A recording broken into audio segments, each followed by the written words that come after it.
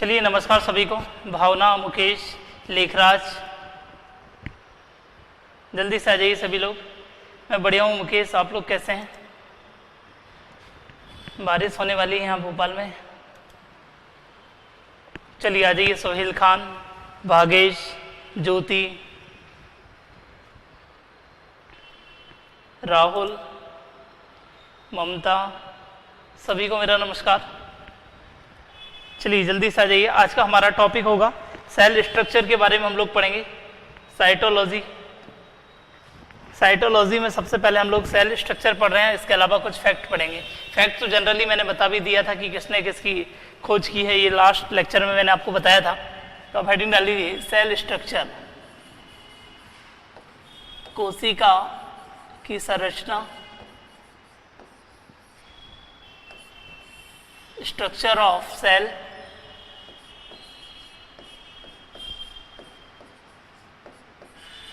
कोशिका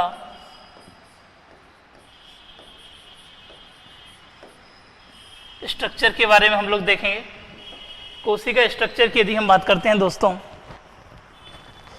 तो इसमें प्लांट सेल भी हम लोग पढ़ेंगे और इसके अलावा हम लोग एनिमल सेल भी पढ़ेंगे, दोनों को कंपेयर भी करेंगे लास्ट में।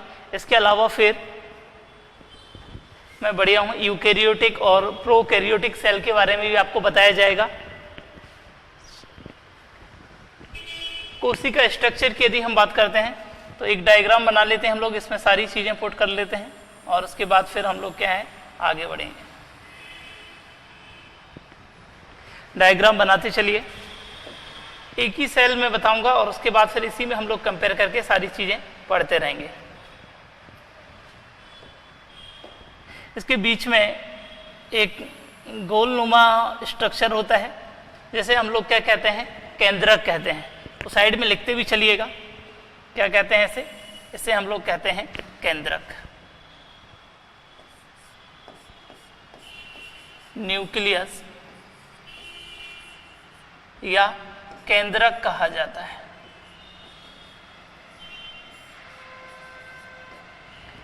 इसके बाद इसके अंदर कुछ लिक्विड भी पाया जाता है,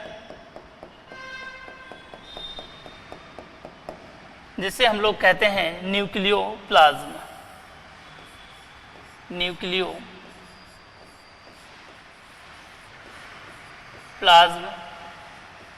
केवल इस राउंड के अंडर में ही बनाइएगा। केंद्रक द्रव भी कहा जाता है, केंद्रक द्रव। न्यूक्लियोप्लाज्म भी लिखाता है हिंदी में, इसलिए न्यूक्लियोप्लाज्म ही लिखिएगा हिंदी में। केंद्रक द्रव कहा जाता है, न्यूक्लियोप्लाज्म।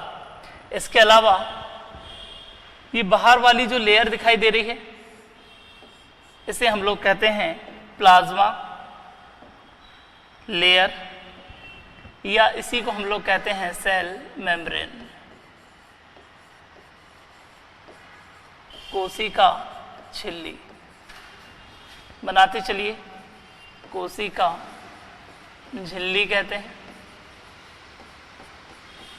मैं डायग्राम निकाल लेता, लेकिन इमेज से फिर क्या है आपको, आप बनाते नहीं साथ में, इसलिए एक एक चीजें मैं बना रहा हूं। इसके अंदर भी लिक्विड पाया जाता है। इस लिक्विड को हम साइटोप्लाज्म कहते हैं। के अंदर क्या है, लिक्विड पाया जाता है। इस लिक्विड को हम कोशिका द्रव या साइटोप्लाज्म कहते हैं।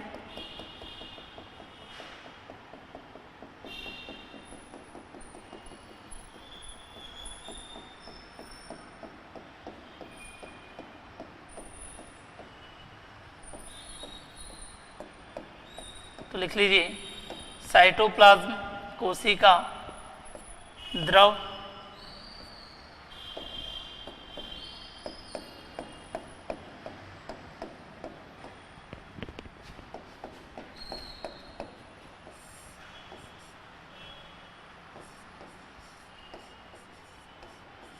साइटोप्लाज्म, जबकि न्यूक्लियोप्लाज्म कहाँ था, तो ये केंद्रक के अंदर था। इसे साइटोप्लाज्म कहा जाता है। कोशिका द्रव या फिर एग्जाम में इसी तरीके से लिखा रहता है साइटोप्लाज्म।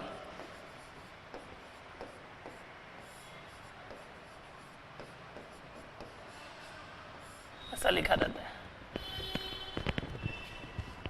चार चीजें क्लियर हुई। इसके अलावा न्यूक्लियस के अंदर एक और जो है वो राउंड होता है यहां पर। इस राउंड को हम लोग कहते हैं केंद्रिका, न्यूक्लियोलस कहा जाता है, हिंदी में कहते हैं केंद्रिका।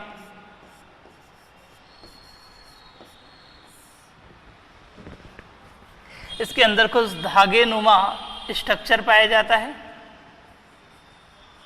जिसे हम लोग कहते हैं क्रोमोसोम, गुणसूत्र भी कहते हैं। क्रोमोसोम, गुणसूत्र।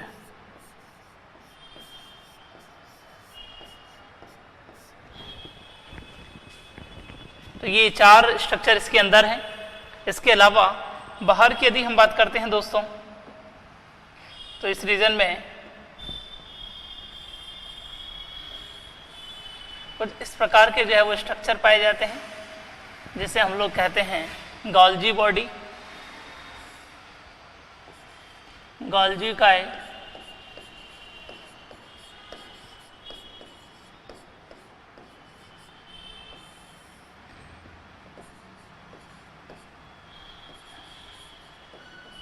गोल्जी बॉडी से कहा जाता है। इसके अलावा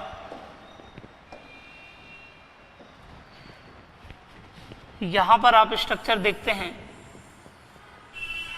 तो यहां पर होता है माइटोकॉन्ड्रिया, इसे हम लोग क्या कहते हैं माइटोकॉन्ड्रिया।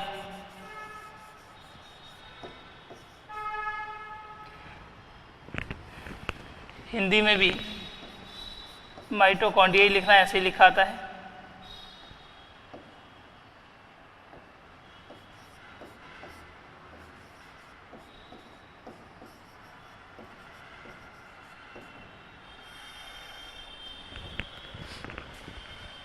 इसके अलावा एक यहाँ पर इस तरीके से जो है वो स्ट्रक्चर पाया जाता है दोनों साइड।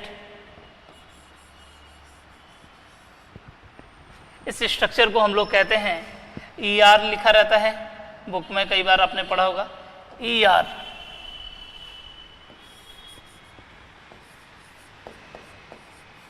एंडोप्लाज्मिक रेटिकुलम भी बोलते हैं इसे, एंडोप्लाज्मिक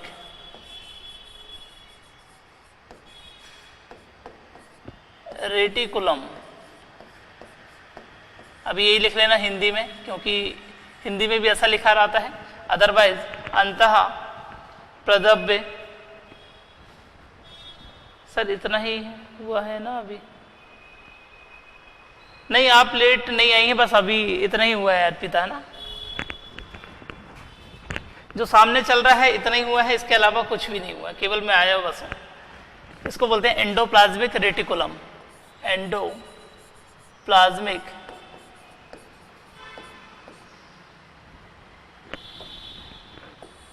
रेटिकुलम।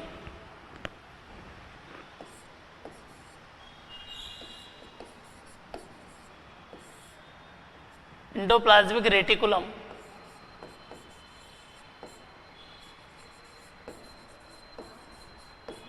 इनको सीक्वेंस दे देना। एक नंबर पे हम लोग पढ़ेंगे सेल मेम्ब्रेन, तो ये हो जाएगा आपका फर्स्ट नंबर में, है ना। दूसरे नंबर पे हम लोग पढ़ते हैं प्रोटोप्लाज्म, जो यहाँ पर इंडिकेशन नहीं मिलता है क्योंकि वो दो चीज़ों का कॉम्बिनेशन कहलाता है। चलिए जब लिखते चलेंगे तब बताते चलेंगे आपको। इसके अलावा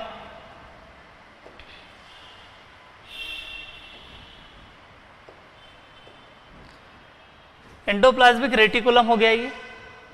यहाँ पर एक और स्ट्रक्चर पाया जाता है एंडिकुलम रेटिकुलम के पास, एंडोप्लाज्मिक रेटिकुलम के पास एक छोटा सा स्ट्रक्चर होगा ये, जिसे हम लोग कहते हैं, यहाँ भी पाया जाता है। इसे हम लोग कहते हैं राइबोसोम। राइबोसोम हिंदी में ऐसे लिखिएगा, राइबोसोम। आपको बस इनके ये ऑर्गन याद रखना है और एक एक इनके कार्य याद रखना है, इतने में आपका काम हो जाएगा। जागृति इसलिए मैंने ये लिख दिया, ये वाला ग्रीन नहीं दिखाई दे रहा होगा आपको। एंडोप्लाज्मिक रेटिकुलम लिखा हुआ है, ER भी बोलते हैं इसे। अभी ER लिख लीजिए, जब मैं लिखाऊंगा तब सारी चीजें पता चल जाएंगी आपको। लास्ट वाला नहीं दिख रहा है, ये वाला ना, एंडोप्लाज्मिक रेटिकुलम बोलते हैं इसे। सर आपका सब्जेक्ट बायोलॉजी था?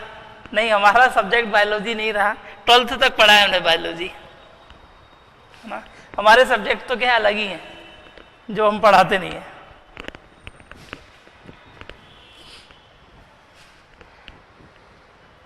इसके अलावा 12th तक पढ़ा है बायोलॉजी। टीचिंग कुछ नहीं है, बस आपकी मन की जो भावनाएं हैं उनको जो है वो समझना है भावना, और उसके बाद फिर क्या है, पढ़ाते चलना है। बस आपको एग्जाम पैटर्न अच्छी तरीके से पता होना चाहिए कि किस तरीके से क्वेश्चंस आते हैं, है ना। आपकी जो है वो मन के भाव को हमको क्या है समझना पड़ता है, थोड़ी सी मेहनत करनी पड़ती है, बाकी जो है वो चीजें क्या है इजी हो जाती हैं। तो राइबोसोम, अब ज्योग्राफी पढ़ाते हैं तो फिर लोग बोलते हैं सर आपका सब्जेक्ट ज्योग्राफी है क्या, ठीक है ना। तो ये कहलाते हैं राइबोसोम कहलाते हैं, ये हो जाएगा।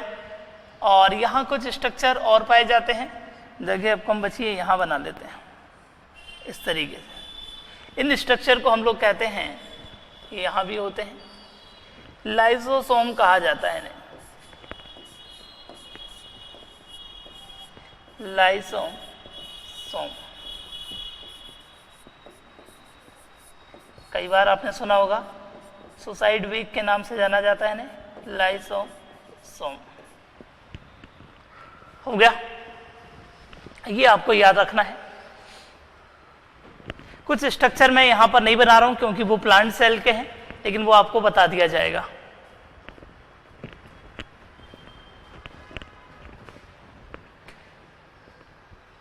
हो गया, वैक्यूल और आपने सुना होगा प्लास्टिड्स, तो वो बाद में डिस्कस हो जाएंगे, बस हम लोग लिखते चलते हैं। अब सबसे पहले हेडिंग डाल लीजिए, सेल मेम्ब्रेन, कोशिका झिल्ली। सेल मेम्ब्रेन, जल्दी जल्दी डाल दीजिए हेडिंग।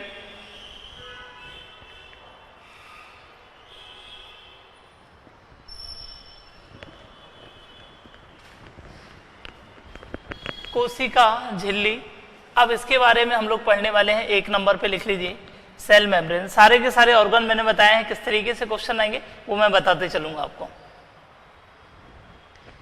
तो सबसे पहले हम लोग आ रहे हैं, इसको थोड़ा सा साइड में सिलेक्ट करके साइड में कर देते हैं, तो इधर के शब्द आपको नहीं दिखेंगे, बाकी जो है वो इतना दिखेगा। तो यहाँ पर हम लोग क्या है लिखने के लिए यूज कर लेंगे।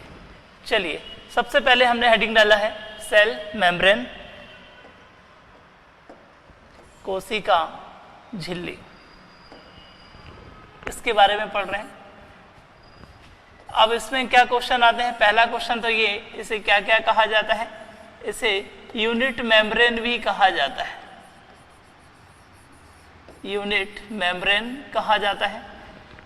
सेल का मैं अभी इंट्रो नहीं लिखा रहा हूँ, क्योंकि सेल का इंट्रो आपको पता है कि जीवन की सबसे छोटी जो है वो, हमारे जो है वो शरीर की सबसे छोटी इकाई है। जब मैं टिश्यू पढ़ा रहा था तब भी मैंने आपको बताया था। इसके अलावा आज हम लोग इतने जो पार्ट लिखे हैं इनके बारे में डिस्कस करेंगे, कल इसके अलावा कुछ एक्स्ट्रा चीजें हम लोग डिस्कस करेंगे सेल के बारे में ही। इसे यूनिट मेम्ब्रेन कहा जाता है, इसे प्लाज्मा मेम्ब्रेन के नाम से भी जाना जाता है, प्लाज्मा मेम्ब्रेन। मेम्ब्रेन, मेम्ब्रेन का मतलब होता है झिल्ली, या फिर इसी को कहा जाता है बायोलॉजिकल मेम्ब्रेन। यदि आपको इस तरीके से नाम आ गए तो आपको कंफ्यूज नहीं होना है, ठीक है ना। ये इसी की ही नाम है, याद रखिएगा ना। यही गंगाधर है, यही शक्तिमान, और यही क्या है, भीष्म पितामह। सभी नाम जो है वो इसी के हैं, सेल मेम्ब्रेन के। और सेल मेम्ब्रेन की यदि हम बात करते हैं दोस्तों, तो ये एनिमल सेल में पाई जाती है। ये क्वेश्चन बहुत आता है, सेल मेम्ब्रेन कौन सी सेल में पाई जाती है, तो ये जंतु कोशिका में पाई जाती है। ये प्लांट सेल में नहीं पाई जाती, वहां पर पाई जाती है, लेकिन उसका नाम क्या है, उसे हम लोग कहते हैं सेल बॉल। तो इसके बाद मैं वही लिखाने वाला हूं, जंतु कोशिका में पाई जाती है ये। फिर पूछा इसका किस प्रकार का नेचर होता है, इसकी प्रकृति किस प्रकार की होती है, तो आंसर आता है ये सेमी परमेबल होती है।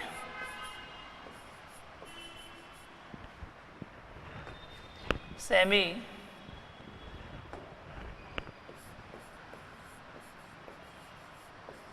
परमेबल होती है। हिंदी में कहते हैं इसे अर्ध पारगम्य होती है। अर्ध पारगम्य इसका नेचर होता है। अर्ध पारगम्य का ये मतलब होता है, मान लीजिए ये मेम्ब्रेन बनी हुई है, मेम्ब्रेन के अंदर क्या है, कुछ बाहर के अणु आ जाते हैं अंदर और कुछ अंदर के अणु बाहर चले जाते हैं, तो इसे हम लोग क्या कहते हैं, इसे हम लोग कहते हैं अर्ध पारगम्य। मतलब क्या है, कुछ बाहर के अंदर आ जाते हैं, है ना, और कुछ क्या है अंदर के बाहर चले जाते हैं। उस नेचर को क्या कहा जाता है, उसे कहा जाता है सेमी परमेबल। समझ में आया। कुछ अणु को क्या है करती है, ये अंदर आने देती है, कुछ अणु को क्या है अंदर से बाहर जाने देती है। इस नेचर को हम लोग क्या कहते हैं, इसे कहा जाता है सेमी परमेबल। भूल जाओ तो फिर लिख सकते हैं आप साइड में। एक क्वेश्चन ये हो गया। अब इसका कार्य क्या है, इसका फंक्शन क्या हो जाएगा, इसका कार्य हो जाता है, एक तो ये क्या करती है, तापमान का संतुलन बनाने में मदद करती है। कोशिका के अंदर टेम्परेचर बैलेंस करती है। पहला लिख लीजिए, कोशिका के अंदर तापमान का नियंत्रण करती है। तापमान का नियंत्रण करती है। कोशिका की खोज किसने की है, ये सारी चीजें मैंने आपको बता दिया था लास्ट लेक्चर में, कल मैं एक्स्ट्रा फैक्ट में फिर लिखा दूंगा। तापमान का नियंत्रण करती है और कोशिका को क्या करती है, ये देखिए सबसे बाहरी कवर, इसका मतलब ये सुरक्षा प्रदान भी करती है। एक्सटर्नल जो लेयर है उसको क्या करती है, प्रोटेक्ट करने का काम करती है। तो लिख लीजिए, प्रोटेक्शन ऑफ सेल, कोशिका की बाहरी आघातों से रक्षा करती है, ऐसा लिखिएगा। इट प्रोटेक्ट्स एक्सटर्नल अटैक्स, ऐसा भी लिख सकते हैं। बाहरी आघातों से कोशिका की रक्षा करती है।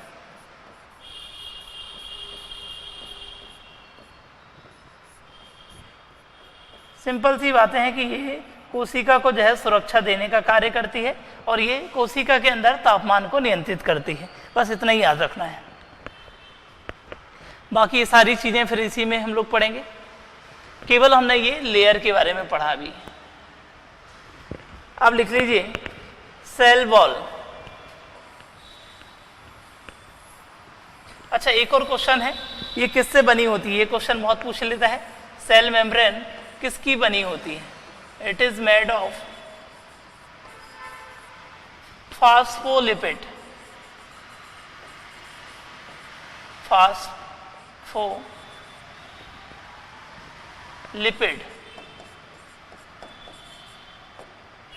फास्फोलिपिड की बनी होती है। फास्फो, यहाँ HO नहीं आएगा ना, हम कई बार देखते हैं कि आपको आता है कि नहीं स्पेलिंग सही है। फास्फोलिपिड,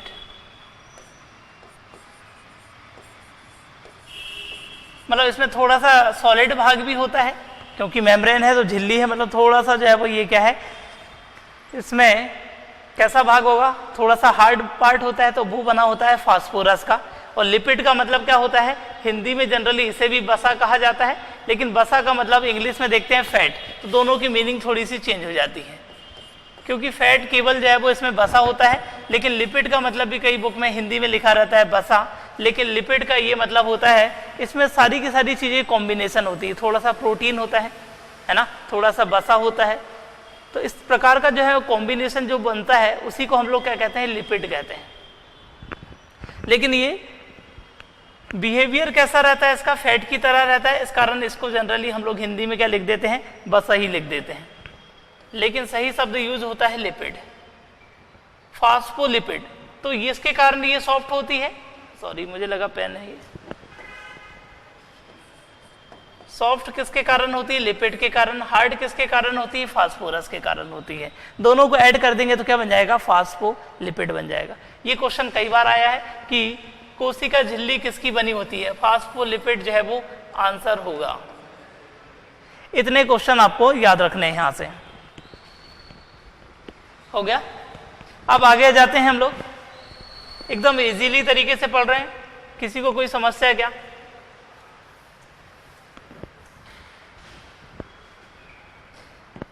अब हेडिंग डालिए सेल वॉल,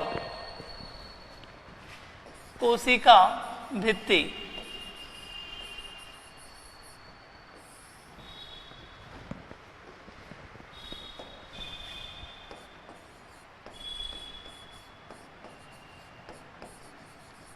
कोशिका भित्ति, सेल वॉल। अब आप कहोगे इसमें तो हमने लिखा नहीं है, क्योंकि यहां पर हमने केवल बनाया है एनिमल सेल। हमने कौन सी सेल बनाई है, एनिमल सेल। एक और सेल आपने सुना होगा, इस तरीके से होती है वो, कल हम लोग कंपेयर करके पढ़ेंगे तो सारी चीजें क्लियर हो जाएंगी, क्योंकि बायो में सारे के सारे लेक्चर एक दूसरे पे क्या है, कनेक्टेड होते हैं। आप कहीं से भी पढ़ें, थोड़ा बहुत आपको क्या है, नया मिलेगा।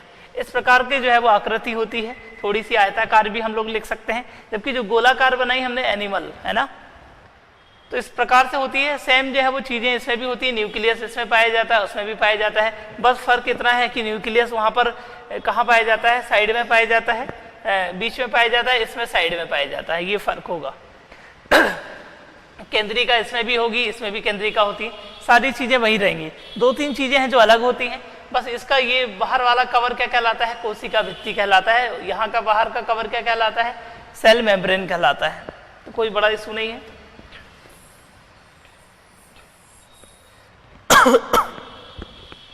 कोशिका भित्ति से क्या क्वेश्चन आते हैं, लिख लीजिए। प्लांट सेल में पाई जाती है, जबकि सेल मेम्ब्रेन किस में पाई जा रही थी, एनिमल सेल में।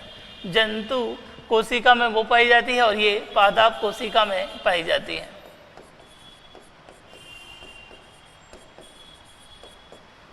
हो गया, सामान्यतः है, बाकी कुछ एक्सेप्शन भी हैं, वो भी हम लोग देखेंगे।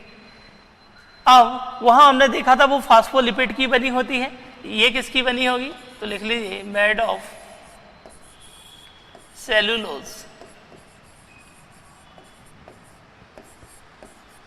कार्बोहाइड्रेट हमने पढ़ा था, सेल्यूलोज की बनी होती है। न्यूट्रिशन में हमने पढ़ा था, सेल्यूलोज वगैरह पॉलीसैकेराइड होते हैं, तो ये इसकी बनी होती है। बाकी वही काम रहेंगे ना, सेम टू यू भी लिख सकते हैं आप। काम क्या रहेंगे बाकी के, जो है वो सेम रहेंगे। वो क्या कर रही थी, बाहरी आघातों से रक्षा कर रही थी, तो ये भी वही करेगी, सेम ही रहेगा इसका कार्य भी, है ना।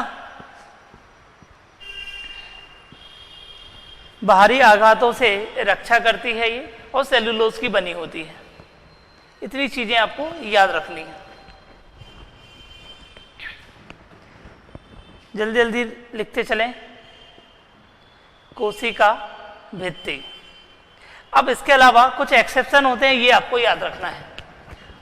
यहां पर कुछ अपवाद होते हैं, एक्सेप्ट, वो ये हैं कि जो बैक्टीरिया होते हैं, बैक्टीरिया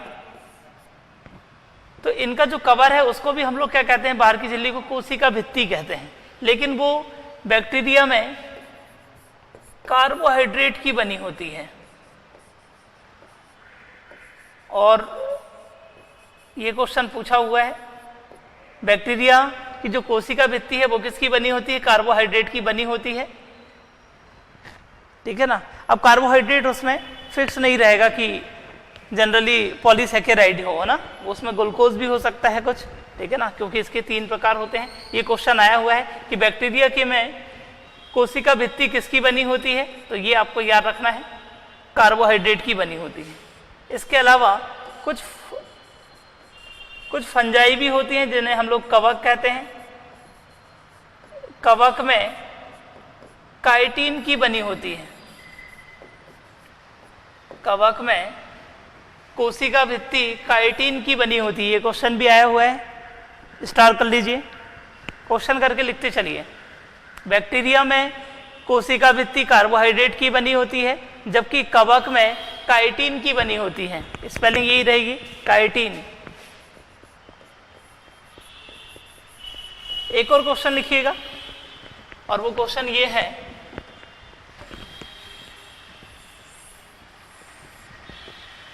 इंसेक्ट्स जो होते हैं, इंसेक्ट्स का मतलब है कीट, कीट में कोशिका भित्ति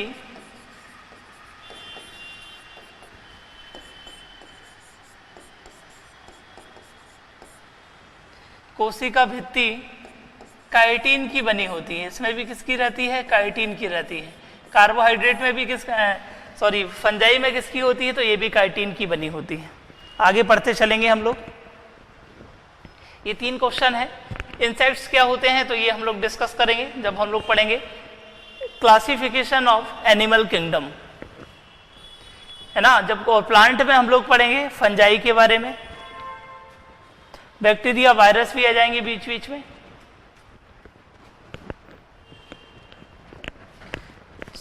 तो ये कुछ एक्सेप्शन है, इनको याद रखिएगा।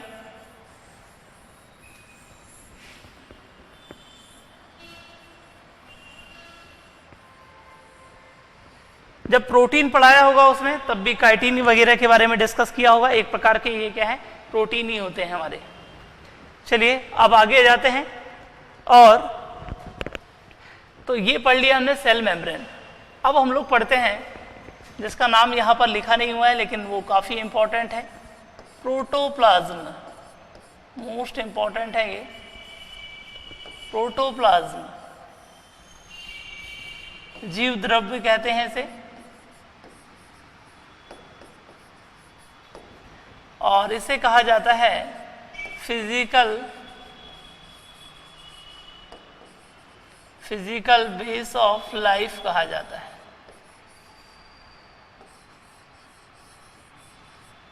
फिजिकल बेस ऑफ लाइफ कहा जाता है। जीवन का भौतिक आधार कहा जाता है। ये क्वेश्चन कई बार आया है, क्वेश्चन करके लिख लीजिए क्यू बना के। जीवन का भौतिक आधार किसे कहा जाता है? जीवन का भौतिक आधार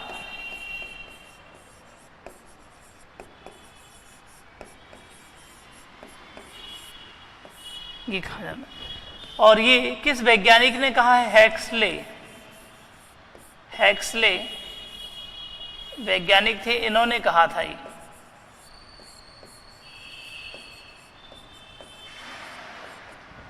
अब प्रोटोप्लाज्म तो यहां कहीं लिखा नहीं है सर, तो पूछ लेता है प्रोटोप्लाज्म क्या होता है। तो ये आपको याद रखना है, न्यूक्लियोप्लाज्म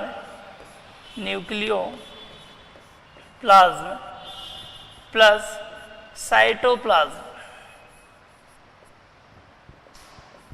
अब ये 2 चीजें तो लिखी हुई हैं, ये लिखा हुआ है साइटोप्लाज्म और ये लिखा हुआ है न्यूक्लियोप्लाज्म। कहाँ गया? ये लिखा हुआ है। दोनों को एक साथ क्या कहा जाता है? दोनों को एक साथ कहा जाता है प्रोटोप्लाज्म। मतलब क्या है? Nucleoplasm plus cytoplasm is equal to protoplasm. Clear है इतना? तो nucleoplasm protoplasm is equal to क्या होता है? तो ये आपको याद रखना है, जब दोनों को जो है वो ऐड कर दिया जाता है। जीवन का भौतिक आधार होता है ये, जल्दी से लिख लीजिए।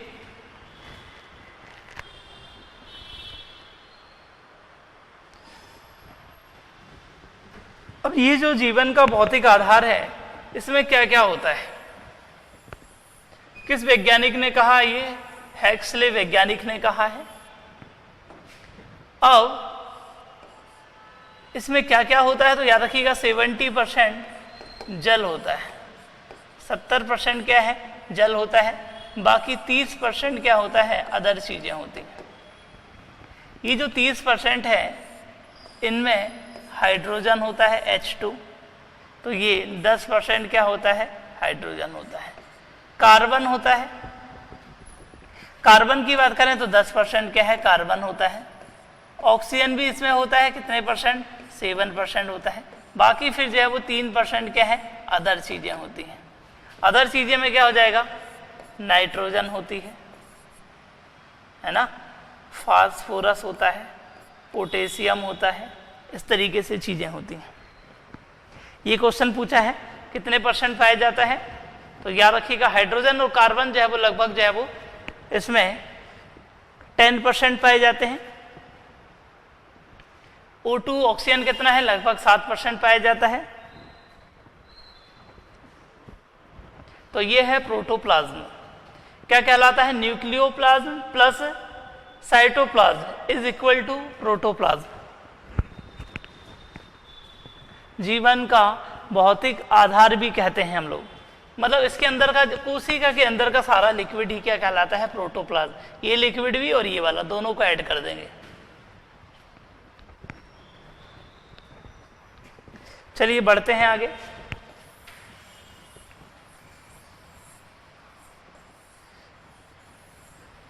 मतलब सब कुछ इन दोनों में ही स्थित है ना, जितनी भी चीजें हम लोग पढ़ रहे हैं ये सारी की सारी ये दोनों में ही जो है वो प्रोटोप्लाज्म में ही सारी चीजें क्या है आपको मिल जाएंगी। अब इसके बाद ये हमने पढ़ लिया, ये भी हमने पढ़ लिया है। यदि आपसे पूछे कि साइटोप्लाज्म क्या कहलाता है, तो कोशिका के अंदर पाए जाने वाला द्रव कहलाता है। न्यूक्लियोप्लाज्म क्या कहलाता है, तो न्यूक्लियस के अंदर पाए जाने वाला द्रव कहलाता है। बन जाएगा ये भी बन जाएगा। सेल मेम्ब्रेन हमने पढ़ लिया, सेल वॉल हमने पढ़ लिया। अब हम लोग देखते हैं इसके अलावा और क्या पढ़ सकते हैं। तो इसके अलावा फिर हम लोग पढ़ेंगे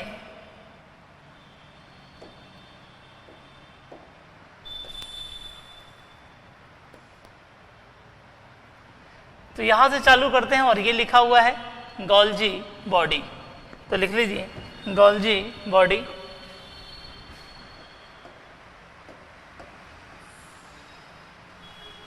हरे कलर के दिखाई दे रहे हैं, वो आधी रोटी जैसा दिखाई दे रहा है, कट पीस, तो ये है गोल्जी का है।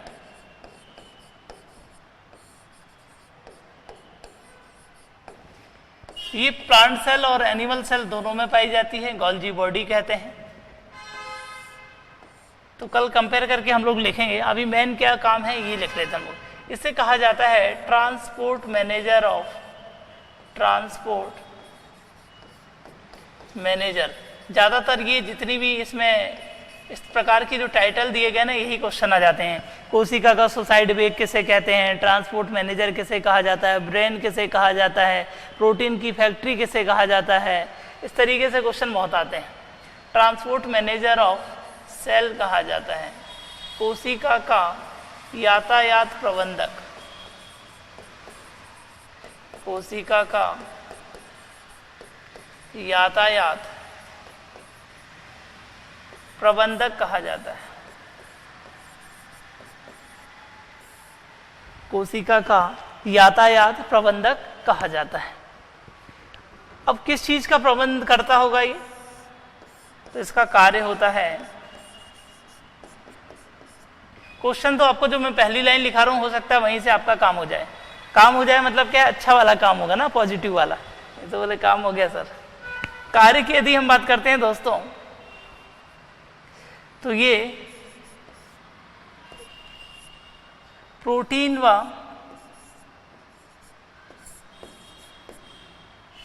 वसा का संवहन करती है।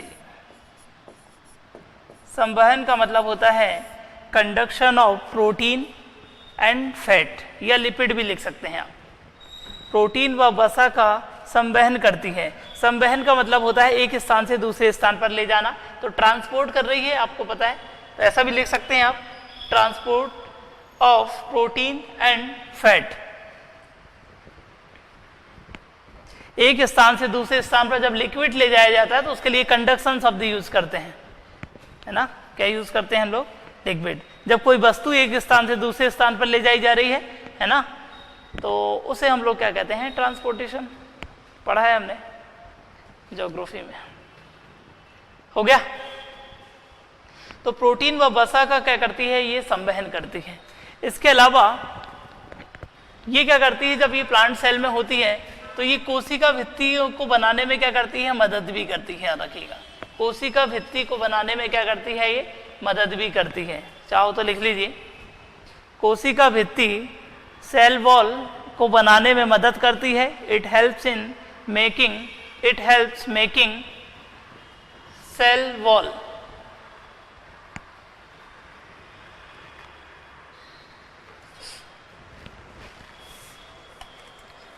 आप लोग बता देना सेल चेंज करना होगा तो, है ना।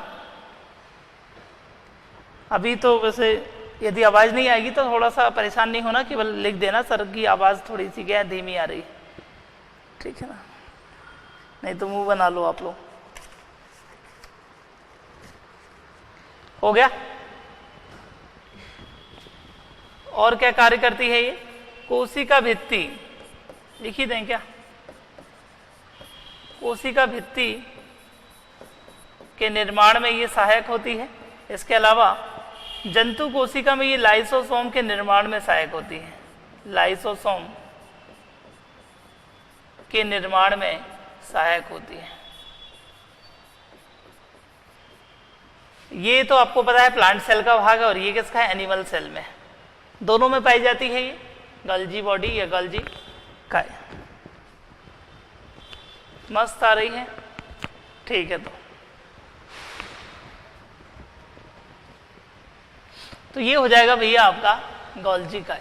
इतने क्वेश्चन याद रखना। स्ट्रक्चर तो नहीं पूछा जाएगा कि किसका कैसा है ना, बस वो तो हमने इंडिकेट कर दिया है। कहीं लोटा बना दिया, कहीं कुछ रोटी सी बना दी है।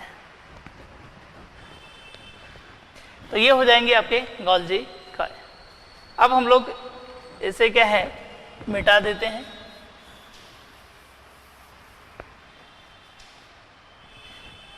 अब देख लेते हैं और क्या हम लोग पढ़ेंगे इसमें। अब हम लोग पढ़ लेते हैं ये वाला स्ट्रक्चर। इसे हम लोग क्या कहते हैं? इसे हम लोग कहते हैं लाइसोसोम कहा जाता है। मोस्ट इंपॉर्टेंट है ये तो, एक क्वेश्चन सबसे ज्यादा आता है इससे। लाइसोसोम, लाइसोसोम की यदि हम बात करते हैं दोस्तों, तो इसे कहा जाता है सुसाइड वेग ऑफ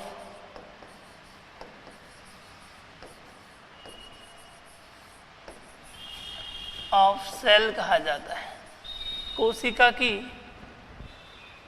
आत्महत्या की थैली किसे कहा जाता है? ये पूछ लेता है। सुसाइड वेग आत्महत्या की थैली कहा जाता है। बताएंगे क्यों कहा जाता है।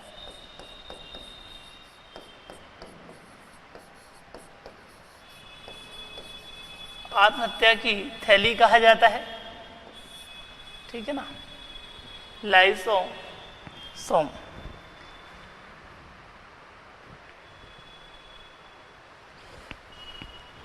भावना कल सारी चीजें आपको पता चल जाएंगी। कॉमन क्या है? तो देखो ये सारी चीजें कॉमन है, बहुत सारी।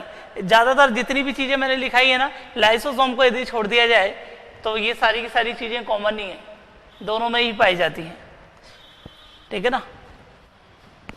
और प्लांट सेल की कुछ एक्स्ट्रा चीजें हैं जो मैंने अभी यहाँ नहीं लिखाई, वो मैं लास्ट में लिखा दूंगा। बस आप देखने के लिए कल का जो है वो लेक्चर आपको देखना क्या है, जरूरी है।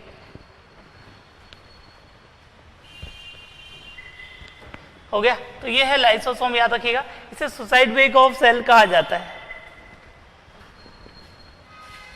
अब इसका कार्य क्या होता है? इसका कार्य होता है, ये हानिकारक बैक्टीरिया को डिस्ट्रॉय करता है, हानिकारक जीवाणु को नष्ट करता है। पहला तो लिख लीजिए, कोशिका के अंदर कोई जीवाणु चला गया, उसको क्या है, मारने का कार्य इसी का रहेगा ये, ठीक है। दूसरा इसका कार्य याद रखना है, ये मृत कोशिका को नष्ट करता है। ऐसी कोशिका जो डेड हो चुकी है, डेड सेल जो हमारी होती है, तो उसे क्या करता है, ये नष्ट करने का कार्य करता है। ये जीने नहीं दूंगा, ठीक है ना। साउथ इंडियन मूवी के नाम रहते हैं, है ना, मैं जीने नहीं दूंगा, फिर उसका पार्ट 2 आएगा तो मैं दोबारा जीने नहीं दूंगा, ठीक है ना। फिर आएगा पार्ट 3, मैं पैदा ही नहीं होने दूंगा बोले। तो वैसे ही जो है वो मृत कोशिका को नष्ट करता है ये।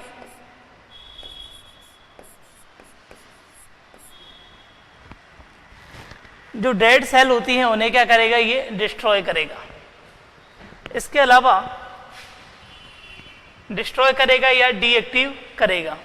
कई बार ऐसी कोशिका होती है ना, बहुत एटीट्यूड में रहती हैं, डेड तो होगी लेकिन फिर भी क्या है, एटीट्यूड जो है वो गया नहीं उनके अंदर से, ठीक है ना। तो उन कोशिकाओं को नष्ट करने में क्या है, इसे बहुत ज़्यादा मेहनत करनी पड़ती है। कई बार ये प्रयास करता है कि कोशिका जो है वो नॉर्मल तरीके से जो ऑलरेडी मर चुकी है उसे जो है वो नष्ट करने के लिए इसे क्या बहुत ज़्यादा मेहनत करनी पड़ती है। और इतनी मेहनत करनी पड़ती है, कई बार तो क्या करना पड़ता है कि वो जो डेड सेल है वो यदि डिस्ट्रॉय नहीं होती है तो ये क्या है, खुद जो है वो डिस्ट्रॉय हो जाता है। इस कारण इसे क्या कहा जाता है, सुसाइड वेग कहा जाता है, याद रखिएगा। तो लिख लीजिए, कई बार मृत कोशिकाओं को नष्ट करने के लिए, मृत कोशिका को नष्ट करने के लिए ये खुद नष्ट हो जाता है। इस कारण इसे क्या कहा जाता है, सुसाइड वेग कहा जाता है, या फिर इसी को कहा जाता है एटम बम ऑफ सेल कहा जाता है। इसी को क्या कहते हैं दोस्तों हम लोग, एटम बम ऑफ सेल कहा जाता है। कोशिका का परमाणु बम भी कहते हैं इसे, ठीक है ना। देखो आपको क्या क्या चीजें बता रहे हैं, एटम बम ऑफ सेल लिख लीजिए। तो आंसर क्या आएगा, लाइसोसोम। कंफ्यूज नहीं होना, कई बार क्या है वो थोड़े अलग तरीके से टर्मिनोलॉजी देते हैं। सीडीएस में पूछा था तो यही पूछा था, एटम बम ऑफ सेल कैसे कहा जाता है। कुछ लोगों ने क्या है माइटोकांड्रिया लगा दिया, बोले ये भी तो ऊर्जा निकालता है, लेकिन ये भी था ऑप्शन में, इसको भी इग्नोर नहीं करना है। हो गया, तो ये हो गया भैया आपका लाइसोसोम। कार्य क्या है, ये मृत कोशिकाओं को नष्ट करता है, ये हानिकारक जीवाणुओं को नष्ट करता है, ये लाइसोसोम। तो ये आपको याद रखना है।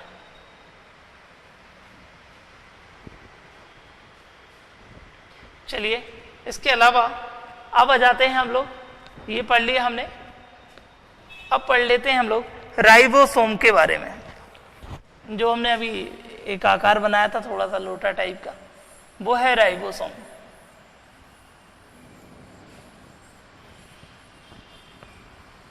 खोज में अलग अलग नहीं लिखा रहा हूं, आपने लिख लिया होगा मैं उम्मीद करता हूं।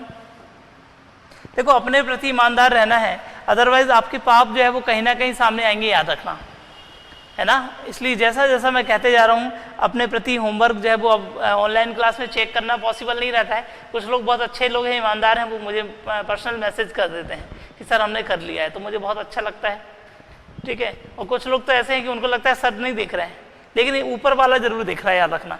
तो ये नॉर्मलाइजेशन होता है ना, तब इस तरीके से जो है वो पाप आपके वहाँ पर सामने आ जाते हैं। कई बार आपने सुना होगा सर मेरे इतने आ रहे थे, नॉर्मलाइजेशन में मेरे 3 हो गए।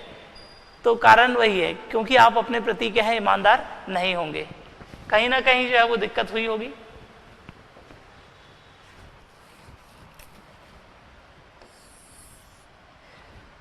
कहाँ थे हम लोग, अब हम लोग लिखने जा रहे हैं राइबोसोम के बारे में।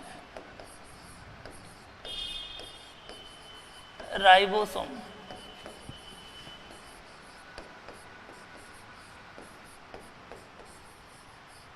राइबोसोम की यदि हम बात करते हैं दोस्तों, तो आपको याद रखना है इसका कार्य क्या है। ये प्रोटीन का संश्लेषण करता है, प्रोटीन का संश्लेषण करता है, सिंथेसिस ऑफ प्रोटीन। ये क्वेश्चन कई बार पूछा है, सिंथेसिस ऑफ प्रोटीन। प्रोटीन को ये क्या करता है, तोड़ने का कार्य करता है। सिंथेसिस शब्द यूज होता है इसके लिए, सिंथेसिस ऑफ प्रोटीन। इसे प्रोटीन की फैक्ट्री भी कहा जाता है, फैक्ट्री ऑफ प्रोटीन। सबसे ज्यादा आने वाला क्वेश्चन यही है, फैक्ट्री ऑफ प्रोटीन किसे कहा जाता है। तो ये आपको याद रखना है, फैक्ट्री ऑफ प्रोटीन। तब आंसर आएगा राइबोसोम को कहा जाता है। फटाफट लिख लीजिए, इंपॉर्टेंट है ये राइबोसोम।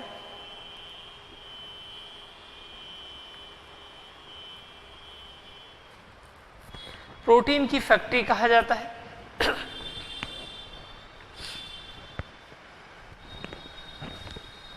बफरिंग हो रहा है, बफरिंग यहां नहीं हो रहा होगा, आप ही देख लीजिए, सब सही चल रहा है यहां पर, ठीक है ना। क्या चल रहा है, सब सही चल रहा है। बफरिंग हो सकता है कि आपके यहां हो रहा हो, लेकिन यहां नहीं हो रहा है।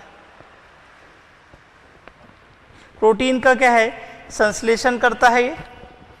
और ये दो प्रकार के सुना होगा आपने, कितने प्रकार के होते हैं ये, दो प्रकार के होते हैं। एक होता है 70S प्रकार का होता है, एक होता है 80S प्रकार का होता है। ये केवल क्या है, इनके नाम है ये, 70S और 80S होता है। 70S ये प्लांट सेल में पाया जाता है। प्लांट सेल में कौन सा पाया जाता है, 70S राइबोसोम पाया जाता है। जबकि एनिमल सेल में किस प्रकार का राइबोसोम पाया जाता है, तो 80S याद रखिएगा। तो ये दोनों में पाए जाते हैं, प्लांट सेल में भी और किस में पाए जाते हैं, एनिमल सेल में भी। बस प्लांट सेल में पाया जाता है उसे क्या बोलते हैं, 70S कहते हैं। ये S फॉर सुपर है ना। एनिमल सेल में ये पाया जाता है। कई बार पूछ लेता है, आपके गांव में जमकर बारिश हो रही है। जमकर तो यहां भी हो रही थी कल, लेखराज, ठीक है ना।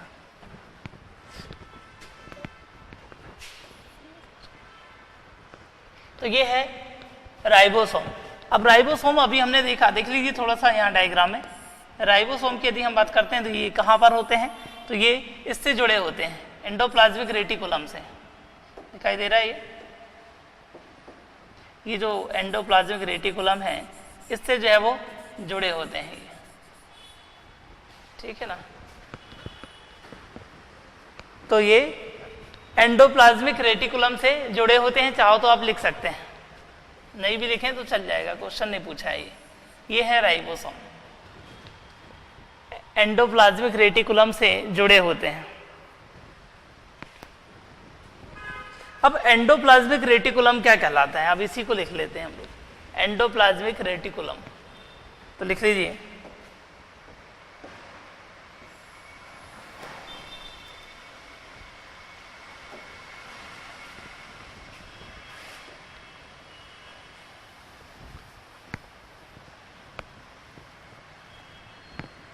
एंडोप्लाज्मिक रेटिकुलम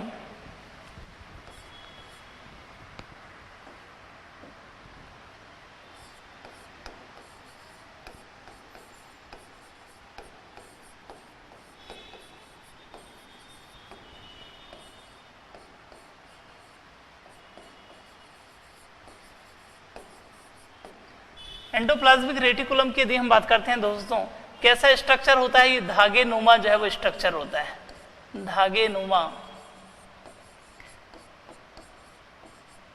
संरचना होती है। एक जो है वो थ्रेड जो होते हैं, धागा होता है थ्रेड, थ्रेडेड जो है वो स्ट्रक्चर होता है, धागे नुमा संरचना होती है। इसे क्वेश्चन ये जाता है कि इंडो स्केलेटन ऑफ सेल किसे कहा जाता है? कोशिका का मोस्ट इंपॉर्टेंट है, कोशिका का अंतः कंकाल तंत्र कहा जाता है। कैसी फैली होती है? जैसे हमारी हड्डी होती है ना, हड्डी क्या है? हमारा एंडोस्केलेटन सिस्टम होता है, तो वैसे ही जो है वो ये भी क्या है? जाली नुमा जो है स्ट्रक्चर होती है। यहाँ धागे नुमा मत लिखना, जाली नुमा लिख लेना, ये जाली नुमा, धागे नुमा नहीं है ना, जाली नुमा कर लेना इसको।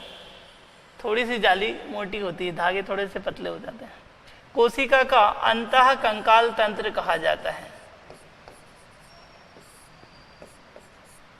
अंतः कंकाल तंत्र।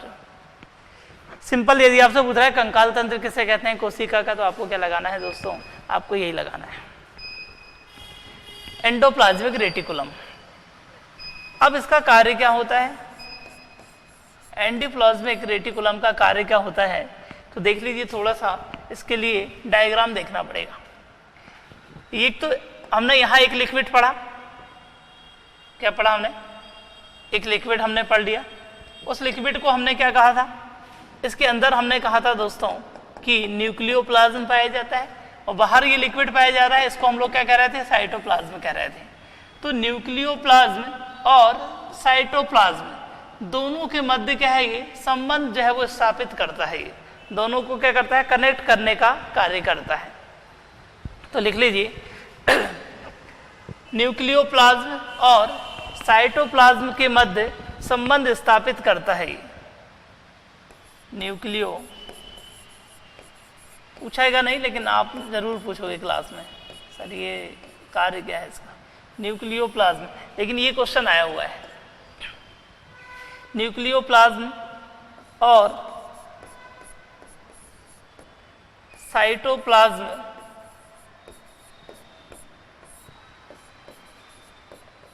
के मध्य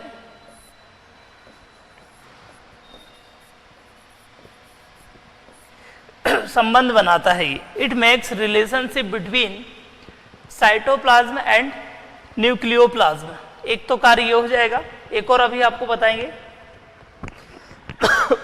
बारिश बहुत तेज यहाँ भी हो रही है, लाइट भी चली गई यहाँ पर। और भी कार्य हैं इसके। अब इसकी यदि हम बात करें तो ये दो प्रकार का होता है। एंडोप्लाज्मिक रेटिकुलम कितने प्रकार का होता है? ये दो प्रकार का होता है।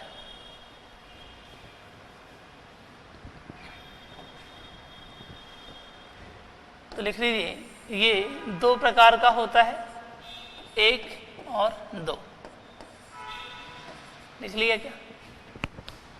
कितने प्रकार का होता है? ये दो प्रकार का होता है, एक इस साइड और एक उस साइड, ठीक है ना। एक को हम लोग क्या कहते हैं? स्मूथ वाला होता है। स्मूथ का मतलब होता है नर्म, स्मूथ। ER, ER का मतलब है एंडोप्लाज्मिक रेटिकुलम, है ना। एक होता है रफ, RER लिखा रहता है, ऐसा भी लिखा था एग्जाम में, SER, स्मूथ एंडोप्लाज्मिक रेटिकुलम। और एक R से होता है रफ एंडोप्लाज्मिक रेटिकुलम। हिंदी में भी ये लिखिएगा, माफ करिएगा, स्मूथ और रफ। इतना तो जानते हैं आप, रफ का मतलब होता है खुरदुरा, है ना, खुरदुरा होता है थोड़ा सा। और इसके अलावा स्मूथ का मतलब होता है सॉफ्ट होता है एकदम। तो ये किस तरीके से जो है वो डिफाइन करते हैं, ये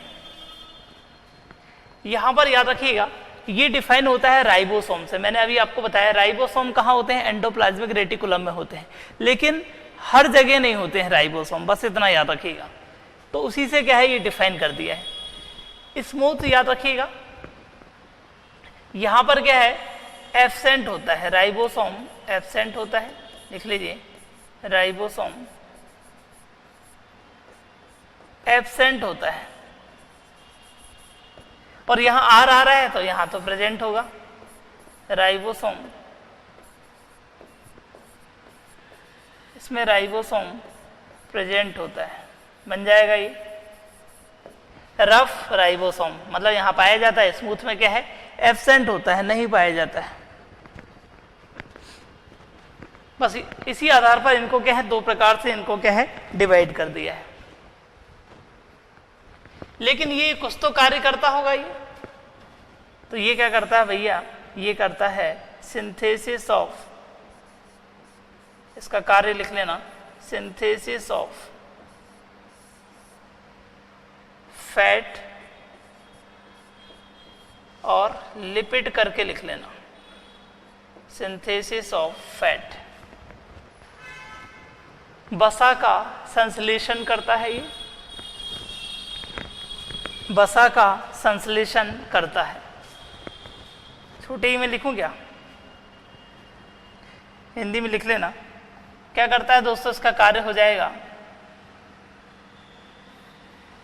राइबोसोम जो है वो एब्सेंट है, लेकिन स्मूथ एंडोप्लाज्मिक रेटिकुलम क्या कार्य करता है, तो इसका कार्य हो जाएगा वसा का संश्लेषण करना या लिपिड का संश्लेषण करना। वसा का ही लिखा रहता है वैसे, ये लिख लेना।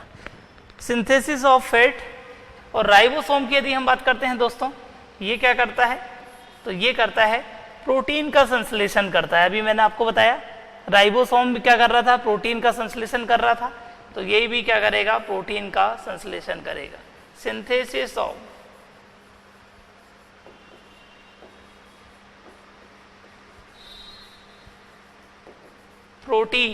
प्रोटीन का संश्लेषण करेगा, ये हो गया। तो ये हो जाता है एंडोप्लाज्मिक रेटिकुलम। कैसा स्ट्रक्चर पाया जाता है, ये जालीनुमा स्ट्रक्चर पाया जाता है ना। और क्या करता है, साइटोप्लाज्म और न्यूक्लियोप्लाज्म के मध्य रिलेशन जो है वो स्थापित करता है ये।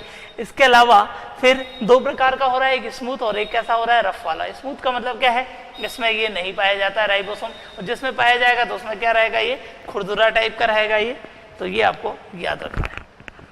क्लियर है क्या, जल्दी से कमेंट करके बोलिए हाँ।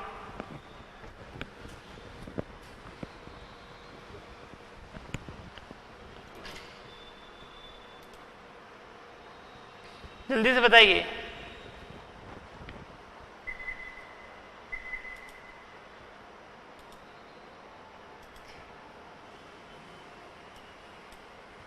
हो गया है ना, चलिए अब आगे जाते हैं दोस्तों।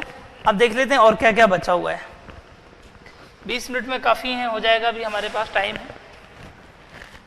कुछ चीज़ें नहीं हुई तो कोई बात नहीं, वो कल होंगी।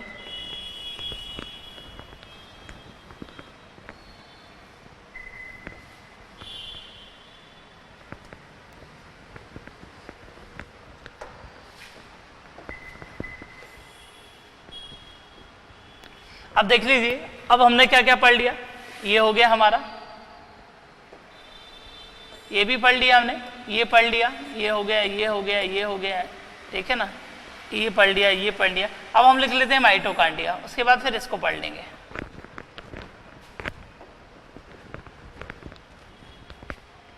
तो लिख लीजिए माइटोकांड्रिया, यही लिखते हैं, थोड़ा सा बड़े में लिखने में अच्छा लग रहा है हमको आज।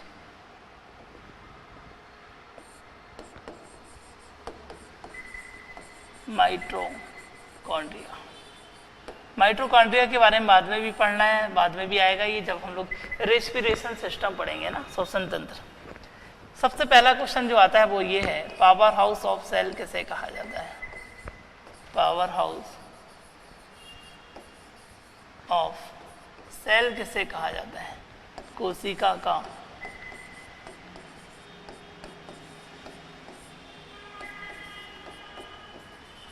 ऊर्जा घर किसे कहते हैं।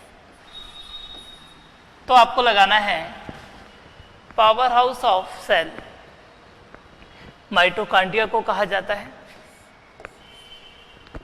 और माइटोकांड्रिया की खास बात क्या है दोस्तों, तो ये आपको याद रखना है।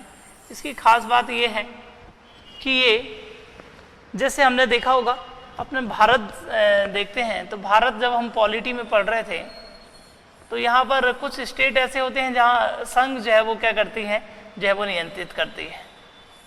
लेकिन कुछ जो है वो स्टेट ऐसे हैं जहाँ पर केंद्र सरकार या खुद का जो है वो शासन चलाते हैं। जैसे दिल्ली में आपने देखा होगा, दिल्ली वाले कई बार क्या करते हैं कि खुद की जो है वो कुछ कानून जो है वो खुद बना लेते हैं।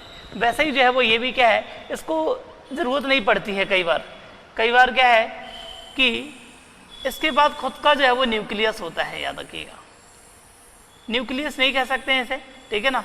इसका खुद का क्या होता है, डीएनए इसके खुद के होते हैं, जबकि मेन जो है वो डीएनए कहाँ पाए जाते हैं, तो वो पाए जाते हैं न्यूक्लियस में। लेकिन इसके पास क्या है, खुद का जो है वो क्या होता है, डीएनए होता है। इस कारण इसे क्या कहा जाता है, इसे कहा जाता है ऑटोनोमस। इसमें ऑटोनोमस सेल ऑर्गन पाए जाते हैं, याद रखिएगा, सेल ऑर्गेनेल पाए जाते हैं।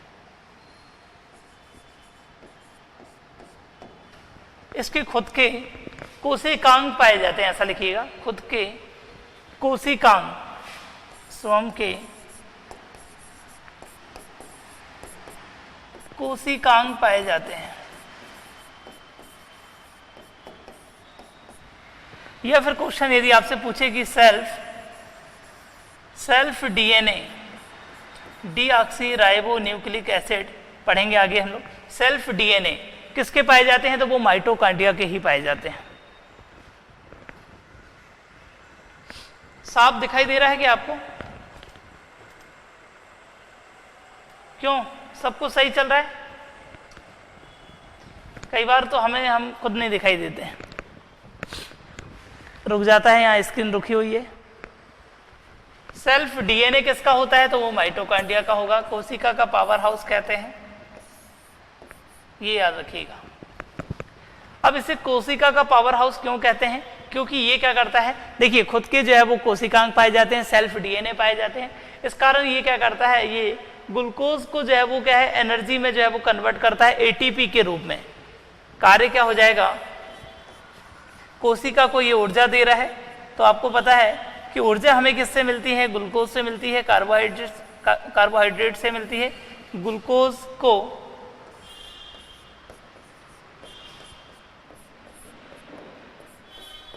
एटीपी के रूप में जो है वो क्या है, ऊर्जा देता है हमें। ग्लूकोज से एनर्जी किसके रूप में देता है, एटीपी। एटीपी का मतलब होता है एडिनोसिन ट्राई फॉस्फेट। आपने पढ़ा होगा इसके बारे में कई बार। फॉस्फेट, टीई लास्ट में लिखा हुआ है, फॉस्फेट, एडिनोसिन ट्राई फॉस्फेट। आगे भी आएगा ये, जब हम लोग रेस्पिरेशन पढ़ेंगे तब भी डिटेल में पढ़ेंगे। एक बार क्वेश्चन ये पूछा था एटीपी क्या कहलाती है, तो इसे कहा जाता है करेंसी ऑफ एनर्जी कहा जाता है। करेंसी ऑफ एनर्जी तो क्या है, वो एटीपी है। ऊर्जा की मुद्रा कहा जाता है इसे, है ना, करेंसी ऑफ एटीपी। ये क्वेश्चन करके लिख लेना, currency of energy that is ATP. ATP का फुल फॉर्म क्या होता है, एडिनोसिन ट्राइफॉस्फेट होता है। और माइटोकॉन्ड्रिया क्या करता है, ग्लूकोज से एनर्जी लेता है। किसके फॉर्म में लेता है, ये एटीपी के फॉर्म में लेता है। चलिए, तो ये हो जाएंगे, इतने क्वेश्चन याद रखना है। इसके अलावा माइटोकॉन्ड्रिया की खोज किसने की थी, मैंने लास्ट लेक्चर में भी बताया था आपको, ऑल्टमैन।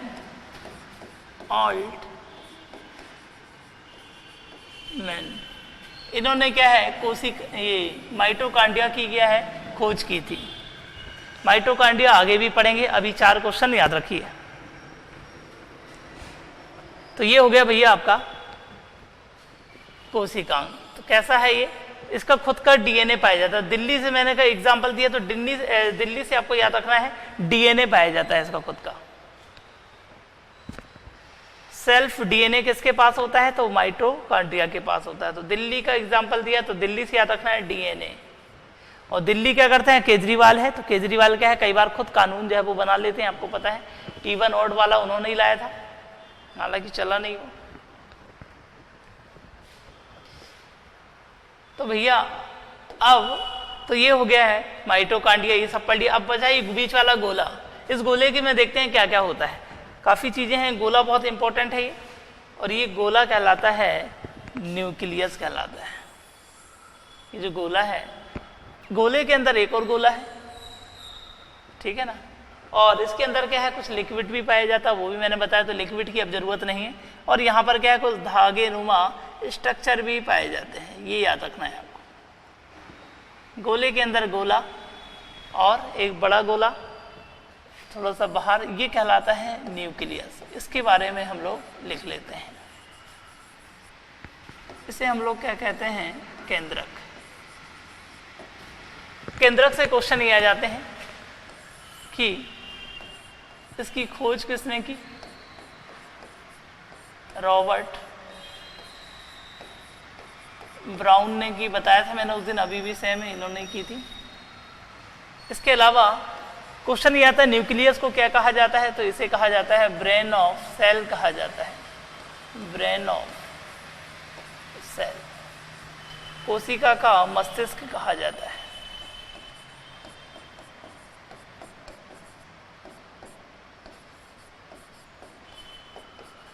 ये क्वेश्चन आ जाता है।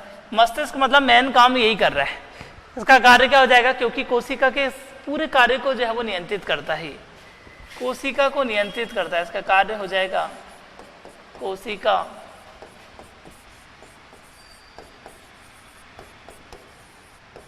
कोशिका को नियंत्रित करता है, ये कंट्रोल ऑफ सेल।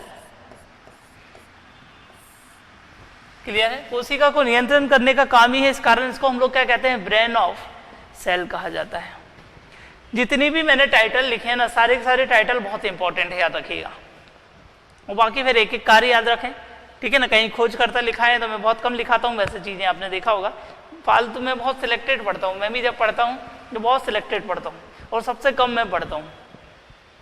2017 का जब मैं मेंस दिया था तो सबसे कम जितने भी कैंडिडेट ने इंटरव्यू दिए थे और मैंने भी इंटरव्यू दिया था, तो सबसे कम जो है नंबर ऑफ वर्ड्स मेरे ही लिखे थे कॉपी में, सबसे कम, ठीक है ना। लेकिन इंटरव्यू कॉलिंग फिर भी हुई थी और एक ही मंथ मैंने पढ़ा था और मुझे लगता है कि मैं 2 महीने पढ़ लेता तो शायद पोस्ट मिल जाती। उस समय भी लग रहा था कि पोस्ट मिल जाएगी, क्योंकि वो मेरे भाई का कुछ इशू हो गया था, घर से वो चला गया था, तो एक 18 दिन में तो मैं उसी को ढूंढ कर लेकर आया था। तो ये भी एक समस्या थी उस समय। हमारा रिजल्ट आ गया और हम हमारे भाई को ढूंढ रहे हैं, लोग पढ़ रहे थे। उसके बाद फिर क्या है कि लगभग 30 दिन की जो है वो पढ़ाई की गई थी। तो ये हो जाएगा कोशिका। तो आप भी सिलेक्टेड पढ़ें, पढ़ने से ज़्यादा इंपॉर्टेंट है छोड़ना। बस ये आप सीख गए ना तो बहुत आगे निकल जाएंगे आप। बस पैटर्न आपको पता होना चाहिए। जैसे आज मैं नदियाँ पढ़ा रहा था, एक लड़का बोलता है सर इनकी लेंथ भी लिखाओ आप, तो मैं लेंथ बहुत कम लिखाता हूँ, शायद आप जानते होंगे, मुझे भी खुद याद नहीं है ज़्यादा लेंथ। तो क्या करोगे, लेंथ बहुत कम पूछी जाती है। जैसे गंगा की पूछ लेता है, नर्मदा की पूछ लेता है ना, गोदावरी की पूछ लेता है, बस उतनी ही लेंथ याद रखनी है आपको। जबरदस्ती का पढ़ के क्या करोगे आप, नहीं तो फैकल्टी बन जाओगे फिर, ठीक है ना। तो ये आज का ज्ञान है, इसे याद रखें। कोशिका को नियंत्रण करता है, इस कारण इसको हम लोग क्या कहते हैं, कोशिका का मस्तिष्क कहा जाता है। मतलब पूरे कोशिका को नियंत्रण कर रहा है, मतलब इसको हम लोग पापा कह सकते हैं। ये क्या है, पूरा जो है वो घर का जो है वो हेड है ये। तो वो कौन है, घर के हेड होते हैं पापा। एक पापा के भी पापा होते हैं, जिसे हम लोग कहें, हर एक बाप का बाप होता है, जिसे हम लोग दादा कहते हैं। लेकिन यहाँ कोई दादा नहीं है, रखना। यहाँ पर कौन है, यहाँ पापा है। लेकिन पापा को भी कोई नियंत्रित करता है, वो मैं अभी बताऊंगा आपको। तो इसे कोशिका का पापा भी कह सकते हैं लोग पूरे अंगों में। तो ये हो जाएगा भैया आपका न्यूक्लियस, ठीक है। अब इसके अंदर एक और चीज पाई जा रही है, ये दिखाई दे रहा है, ये है न्यूक्लियोलस। इसे हम लोग कहते हैं केंद्रिका। अभी हमने कहा कोशिका का पापा है, तो ये कोशिका की मम्मी है ये, क्योंकि ये क्या करती है, ये कोशिका जो है वो ये करती है, केंद्रक को नियंत्रित करती है ये। इसका कार्य क्या हो जाएगा, इसका कार्य लिखना, ये केंद्रक को नियंत्रित करती है। जबकि केंद्रक को हमने पापा कहा, तो पापा को नियंत्रित कौन करता है, मम्मी। तो ये मम्मी हो सकती है, केंद्रक को नियंत्रित करती है। अब याद रहेगा, ये भूलोगे नहीं। पापा को कौन नियंत्रित करता है, तो याद रखना है मम्मी या फिर केंद्रिका। अरे हैंग हो गया यार, जरूर कहीं मक्खी या मच्छर चल रहा होगा तभी हैंग होता है ये। आप लोग को दिखेगा नहीं, हमें ही ढूंढना पड़ेगा।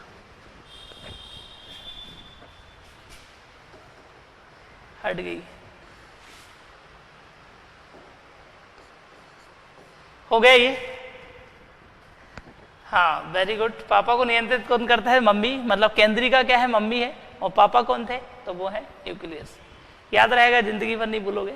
अब यहाँ पर क्या है, छोटे छोटे मैंने बताया था सैटेलाइट भी पापा मम्मी है, इसका मतलब क्या है, छोटे छोटे बच्चे भी होंगे वहाँ, है ना, छोटे छोटे उपग्रह होंगे, सैटेलाइट होंगे। तो यहाँ पर क्या है, धागे नुमा जो है वो स्ट्रक्चर पाई जाती है, जिन्हें हम लोग क्या कहते हैं? क्रोमोसोम कहते हैं, क्रोमोसोम। और आपको पता है लिंग निर्धारण के लिए क्रोमोसोम ही जिम्मेदार होते हैं।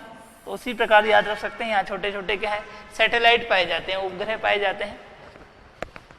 तो क्रोमोसोम की यदि हम बात करते हैं, क्रोमो का मतलब तो होता है रंगीन। क्या होता है दोस्तों? रंगीन। और सोम का मतलब होता है बॉडी या शरीर, बॉडी। तो ये क्या है, रंगीन कलर के होते हैं, धागे नुमा स्ट्रक्चर होती है। और आपको पता है कि लिख लीजिए, धागे नुमा जो है वो स्ट्रक्चर पाई जाती है, ये कुछ इस तरीके से होते हैं ये क्रोमोसोम। मैं थोड़ा सा बता देता हूँ। ऊपर का भाग थोड़ा सा ऐसा रहेगा, ऐसा बना लीजिए आप, ऐसे रहते हैं ये। कैसा बनाया मैंने? ऐसा करके ऐसा बना देता। ये थोड़ा तिरछा हो गया है, लेकिन ऐसे ही रहते हैं, ये होता है। और इसके बीच में जो है वो डीएनए पाए जाते हैं, आपको पता है। इसके अंदर ही क्या है, क्रोमोसोम के अंदर ही जो है वो डीएनए पाए जाते हैं। डीएनए के अंदर जो है वो जीन पाए जाते हैं। तो जीन लिख लीजिए पहले तो। जीन, जीन आपने सुना होगा, जिन्हें हम लोग जीन्स कहते हैं। पूरा जो है वो बिहेवियर क्या है, यदि मैं हंसता हूँ तो मेरे जीन्स क्या है, ठीक है ना, बहुत ज़्यादा हेल्दी है, इस कारण जो है मुझे क्या है, ज़्यादा गुस्सा नहीं आता, कई बार आ भी जाता है, ठीक है। आप भी चिड़चिड़े स्वभाव के हैं, या फिर आपको जो है बार बार गुस्सा आ रहा है, तो वो जीन्स के कारण, आपकी कोई गलती नहीं है। ये पूरा हमारा जो है बिहेवियर, हमारा फिजिकल जो है वो इमोशंस जो है वो इसी के ऊपर डिपेंड होता है पूरा का। आपको गुस्सा आ रहा है तो हो सकता है जीन्स, आपके जीन्स ही ऐसे हैं। बोलते हैं ना, पापा को गुस्सा आता है, बेटे को बोले बेटा जो है वो बाप पे गया है, ऐसा बोलते हैं, या मम्मी पे गया है बोलते हैं। तो ये जीन्स ही जो है वो क्या है, एक पीढ़ी से दूसरी पीढ़ियों पर जो है वो हमारे जो है वो कैरेक्टर को क्या है, ट्रांसफर करते हैं। और एक क्रोमोसोम्स में लगभग 10,000 जीन पाए जाते हैं। सोचो कितने जो है वो छोटे हैं, 10 के जीन्स पाए जाते हैं एक क्रोमोसोम में। लिख लीजिए, सबसे छोटी जो है वो शरीर की हमारी जो है वो सबसे छोटी छोटी छोटी छोटी छोटी छोटी छोटी छोटी इकाई है ये। सबसे छोटी इकाई तो कोशिका है। कोशिका में भी आपको पता है डीएनए पाए जाते हैं, क्रोमोसोम पाए जाते हैं, डीएनए पाए जाते हैं, उनके अंदर क्या है, जीन पाए जाते हैं। एक क्रोमोसोम में 10 के जीन पाए जाते हैं। तो ये याद रखें आप।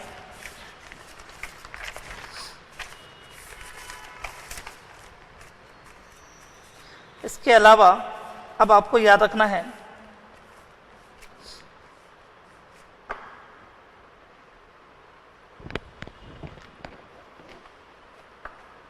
एक मिनट रुक जाइए।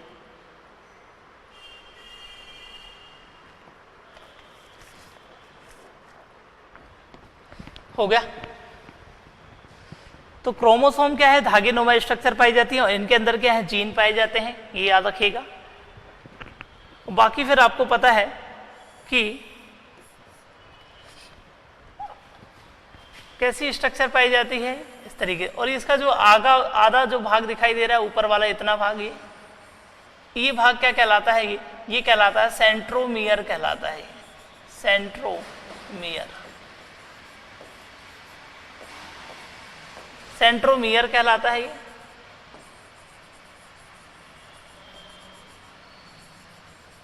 सेंट्रोमियर कहलाता है, इसे याद रखिएगा। ऊपर वाला भाग क्या कहलाता है, सेंट्रोमियर कहलाता है। इसके अलावा यदि आपसे पूछे ये जो पॉइंट है बीच में, दोनों गोले के मध्य ये जो पॉइंट है, इसे हम लोग कहते हैं सैटेलाइट। क्या कहते हैं, मिड पॉइंट को सैटेलाइट कहते हैं।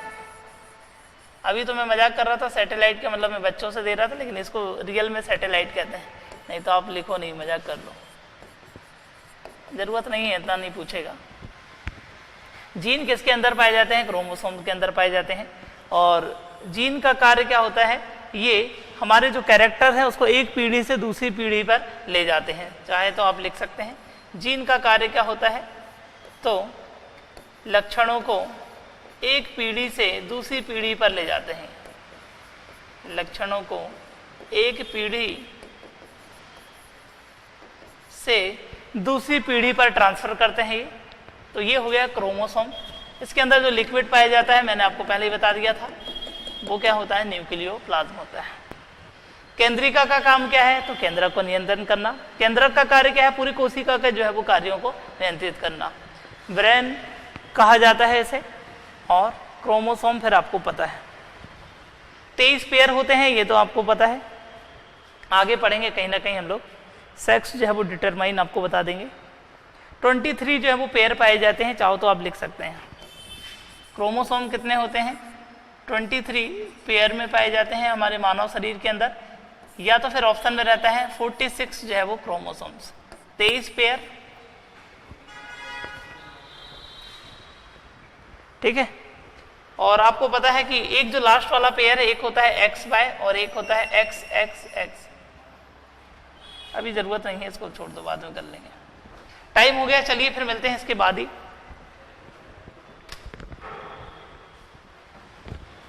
XY और YY है ना, YY, चलिए फिर